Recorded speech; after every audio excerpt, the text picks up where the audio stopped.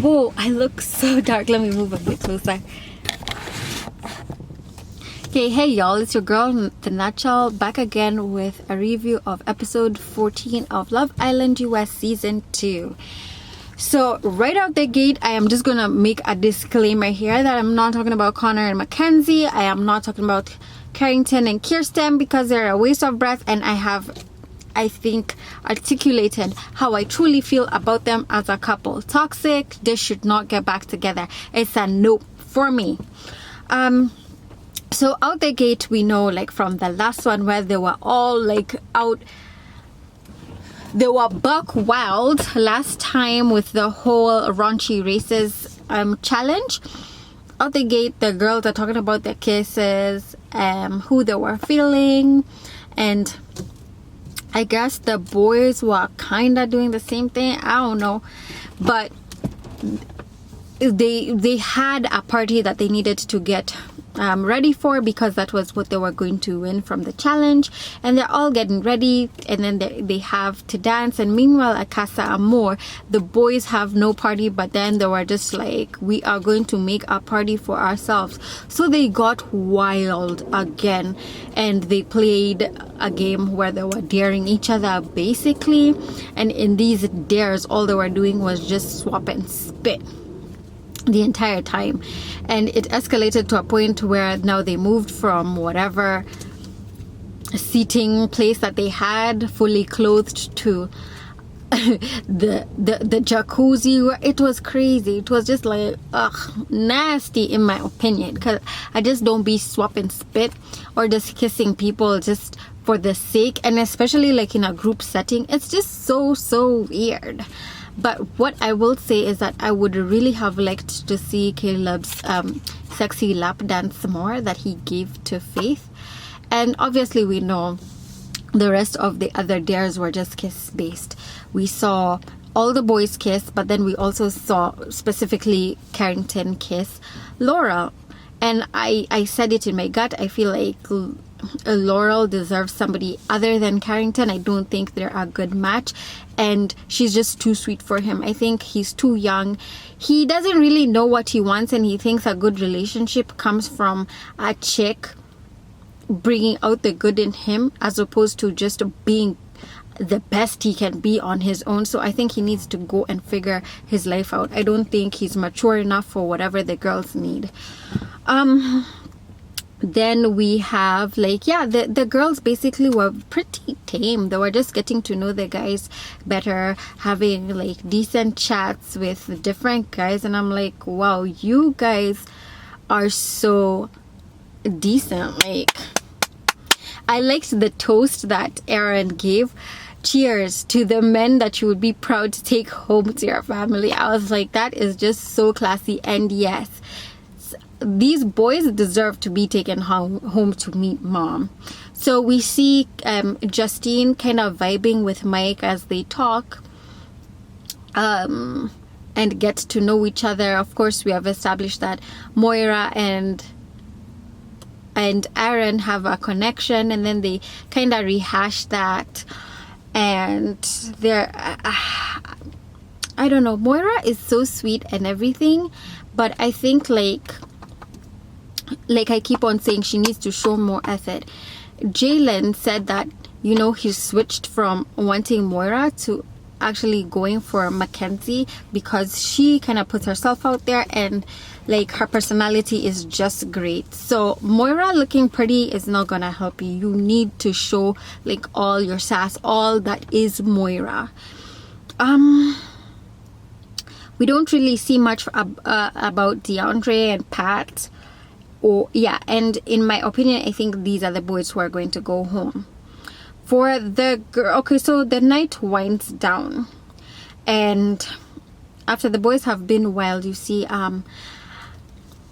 Carrington actually talking to Mercedes now after the jacuzzi whole thing. They're in the bathroom, and then he's like, oh yeah, I've been really interested in wanting to get to know you and blah blah blah, and basically it just ends up in them sharing a kiss. Their conversation actually isn't very deep, and I find that so, like, Carrington is so shallow, my G. Like, I can't even tell you how shallow he is. I mean, I'm sure he's a deep guy, and I think it's just his default, but he has to do better because we tired of him. And then they end up kissing, making out, blah, blah, blah. Shortly after, Laurel is showering, and then he just hops in. He doesn't even ask, knocks, whatever. He just hops in. And then, yeah, they're making out in there. Obviously, clearly, they've been drinking. They've been having too much fun. You can see it by the way, like, in his eyes and the way he's talking. He's, like, tipsy and everything. And anyways, that's how that whole scene ended. And then later on, as they're going into bed, Mercedes is having this conversation with Johnny, asking him where he's at, and then he's like, yeah, I'm really into Sally and I want to go back to the villa to her. And then he's just like, Mercedes is just like, I had a conversation with Carrington, and I want to be honest with you, and I'm interested in kind of exploring things with him and other people. So in her mind, she's like, if you're about Sally, then I don't want it. And I give her slow clap. I applaud her, but I think she did. The damage has already been done. I don't know if Sally and Johnny are going to bounce back from that. I really don't think so. I think he's going to make it up to her big time. Then meanwhile at the villa, you see the girls just chatting, getting ready for bed, and it's at this point that we find out that Moira and Aaron have changed sleeping partners, and they're going to share a bed together, blah blah blah. It's all Gucci. Then the next morning they wake up, and then they're talking about how they would react if, like, their guys would come up with a different girl and they were single or whatever situation. Would they be mad?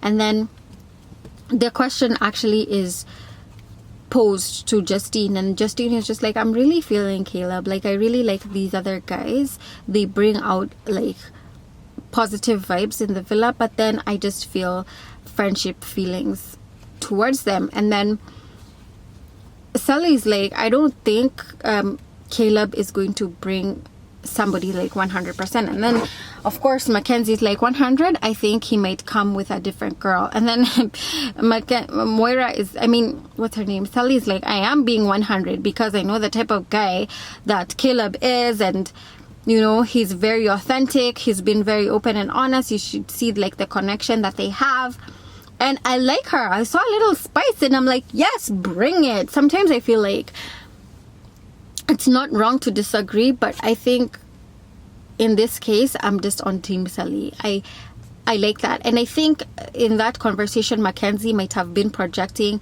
her own feelings and her own situation into Justine's, so I don't think she had the objectivity that Justine needed. And I'm glad that Sally caught that and, like, threw it back at her, but it wasn't, like, in any malicious way. And because Mackenzie was saying, oh yeah, I'm sure he'd know that you were just trying to save a friendship, and he'd know that you'd be cool with it. And then Sally was like, because if it were my situation where Johnny came with a new girl and I was single, and he told me that he picked somebody just because he wanted to save the friendship, she'd be like, alright, it's cool, but you do your little thing over there, and me, I'm good over here. So she was like, it's not gonna fly with me. So I don't think you should put this idea into Justine's head that that's how the situation should be with Caleb. And I'm like, yes. So hopefully Mackenzie will take that into perspective and know that maybe Connor wouldn't just take it lying down, because that's what it looks like.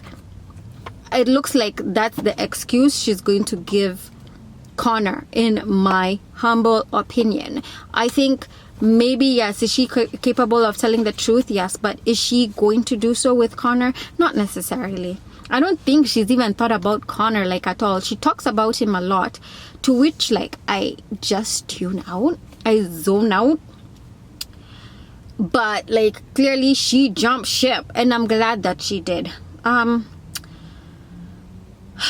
So yeah, the next day, like yeah, in the morning, Kirsten goes over and talks to Aaron, and she's really feeling him. She thinks like, you know, she's just giving everybody a chance, blah blah blah, because she's coming out of her situation with Carrington. And then when she goes to the makeup room, it's an issue with Moira, and she brings it up, and she's like, I just want to let you know that I don't want to fight, and it's okay if you want to talk to Aaron, and we shouldn't fight. And Kirsten's like, listen, I'm not trying to fight, I'm just trying to talk to someone, and I know you and I value our friendship more, and I'm not going to put that on the line over a guy.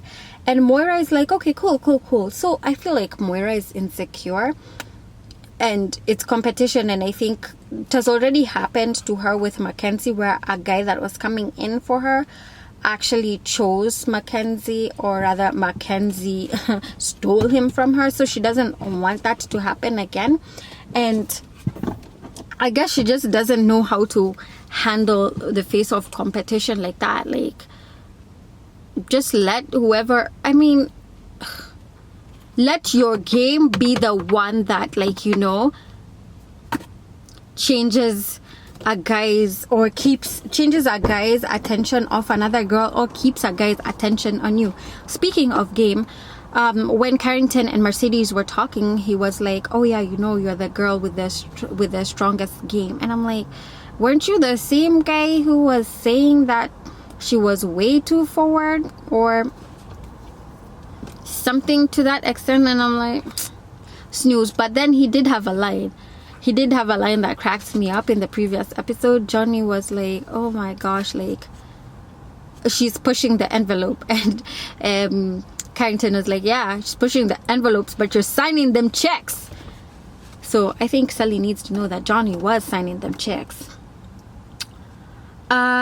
Yeah, so I guess, yeah, one thing that I need to also mention was that the night before, Janelle, I know I'm butchering her name, but then had a conversation with Connor, and in it, you could see Connor there, and then he was like talking about Mackenzie as usual, and then Janelle was like, forget about what anybody says or thinks, you do your thing. If you feel strongly about her, go for it.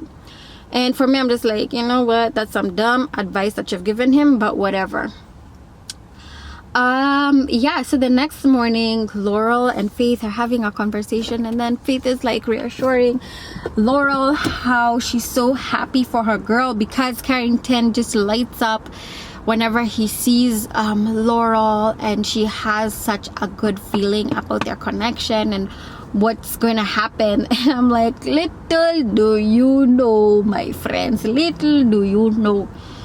And then, yeah, as the day goes on, what's his name? Calvin pulls Caleb to the side, you know, and they have a little chat about the different connections that they're making. And then Caleb is like, yeah, how's it going with you and Faith? You guys had a moment in the waterfall, and you had this crazy ass kiss. And then Caleb was like, psh, it looked better than it was. And I'm like, skirt, talk about being rude. You're rude, sir. So yeah, then he's just like, I'm just not feeling it, it's not it. And I kind of wanted to talk to you about perhaps how things were going with you and Cher. And then Caleb is like, yeah, things are going well, but then, I mean, the time that I've had with her compared to the time that I had with Justine, which is roughly about the same time, I feel like what I had with Justine just clicks, and it's something that I want, something that I need, and I would really, really want to keep things going on with Justine. And we know Justine isn't feeling the other guys like the way she's feeling Caleb. So, and I'm here for it. I'm not mad. So Calvin was like, okay, so is it all right if I have some chats with Cher? And then he's like, yeah, go for it, man. They do. And then, so they're just talking, and things are just like moving along quite, like, it's an easy conversation and he likes it. And in the confessional, he goes in and he says that he feels very comfortable being around her. He doesn't feel like, yeah, he said the same thing that Jalen says, like they had a preconceived notion about how they should approach these kind of girls, but then when they met the actual person and had a conversation with them, they realized that they are so down to earth and they could totally be themselves. So I actually love that. As much as the girls are hot, they're not superficial and they're making the guys feel comfortable. So it looks like Calvin is gonna make the moves on. Oh, I'm not sure.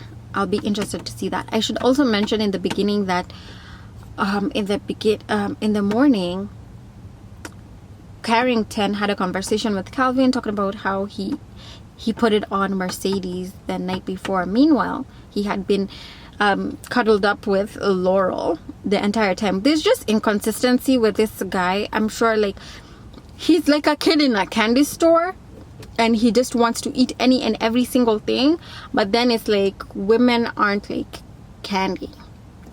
Yes, we are, but at the same time we're not just disposable for you to have whenever, however, you know, type situation. So obviously that looks like it's going to bring a lot of contention in the house. So how this whole thing wraps up basically is that Mackenzie and Jalen they share their first real challenge-free kiss, and it slaps. Carrington at the very end gets a text telling him that he has a date and he can pick whichever girl that he wants. And of course Laurel is there bright-eyed, knowing like, yes, it's me. But little does she know that Mercedes is also like a game player.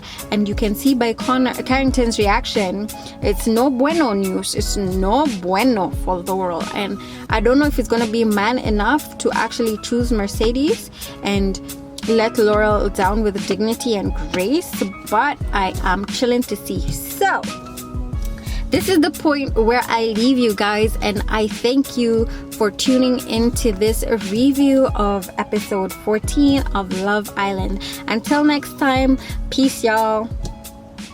See you on the next one.